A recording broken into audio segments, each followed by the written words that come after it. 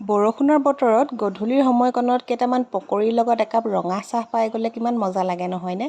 গতিকে আজি বনাই আছোঁ ভেদাইলতা আৰু মচুৰ দালিৰ পকৰী। তাৰ কাৰণে ভেদাইলতা কেইখিলামান ছিঙি ল'লোঁ, ঘৰৰ বাৰীতে আছিলে যেনিবা।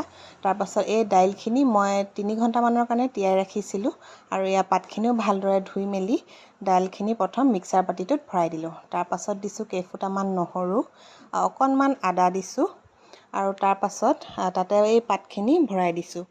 একেবাৰে পিছা নাই, অলপ অলপকৈ পিচিছোঁ, বাতিটো সৰু হৈ গৈছে যে। আৰু এতিয়া পিচি মেলি হৈ গ'ল ধুনীয়াকৈ, এয়া উলিয়াই লৈছোঁ। বেছি পানী ব্যৱহাৰ নকৰিব, নহ'লে বেছি পনীয়া হৈ যায়। আৰু তাৰপাছত উলিয়াই মেলি ইয়াতে কাটি লোৱা পিঁয়াজ দি দিছোঁ। তাৰপাছত কাটি লোৱা জলকীয়া মিহি মিহিকৈ কাটি লৈছিলোঁ।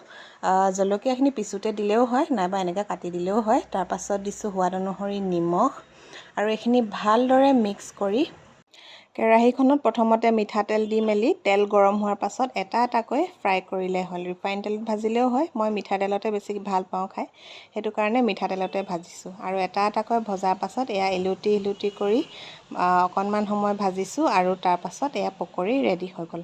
আৰু ভেদাইলতা দাইলৰ পকৰী বনালে কালাৰটো অকণমান ক'লা নিচিনা হয়, আৰু পাত ইয়াতকৈ যদি বেছিকৈ দিওঁ আৰু বেছি ক'লা হৈ যায়, কিন্তু খাবলৈ বহুত বেছি টেষ্টি হয়। আপোনালোকে এবাৰ ট্ৰাই কৰিব। বাই।